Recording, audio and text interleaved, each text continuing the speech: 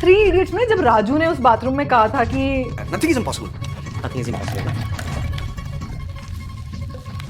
ले, अब डाल दे इसको वापस नहीं। लेकिन अगर आपकी बॉडी का कोई पार्टी बाहर आना शुरू हो जाए, वो भी बॉडी के रास्ते से, और फिर खुद अंदर चला जाए। Welcome to episode 5 of the series. तुम्हारी बॉडी के रास्ते से पस और खून आने का कारण है रेक्टल प्रोलैप्स। जरूरी नहीं कि पस और खून आए ही, तो उसको अभी छोड़ दें। लार्ज इंटेस्टाइन का हिस्सा यानी रेक्टम, जो नॉर्मली पेल्विक मसल्स और लिगामेंट से एक टाइट सपोर्ट में रहता है, और वो अगर बाहर आ जाए, कारण क्रॉनिक कॉन्स्टिपेशन, रोज जोर लगाना, multiple pregnancies, pelvic floor weakness, या कभी कभी नर्व इंजरी की वजह से भी होता है, ये पूरा रेक्टम नीचे स्लाइड करना शुरू कर देता है। अब शुरू में तो सिर्फ पॉटी करते वक्त बाहर आता है, फिर खुद अंदर चला जाता है, फिर बाद में हाथ से अंदर करना पड़ता है, और फिर एडवांस केसेस में खांसी, चलने या खड़े होने पर भी अपने आप बाहर आ सकता है। अब ध्यान से सुनो, ये पाइल्स नहीं है। पाइल्स में छोटी छोटी स्वोलन वेन्स होती हैं। रेक्टल प्रोलैप्स में पूरी बाउल की सर्कुलर फोल्ड्स बाहर नजर आती हैं, और इसीलिए इसका ट्रीटमेंट कोई क्रीम या ऑइंटमेंट या फिर सिंपल पाइल्स की दवाई नहीं है। अगर प्रोलैप्स छोटा है तो कॉन्स्टिपेशन का ट्रीटमेंट, स्टूल सॉफ्टनर्स और पेल्विक फ्लोर एक्सरसाइज से आप कुछ हद तक सिम्टम्स कंट्रोल कर सकते हो।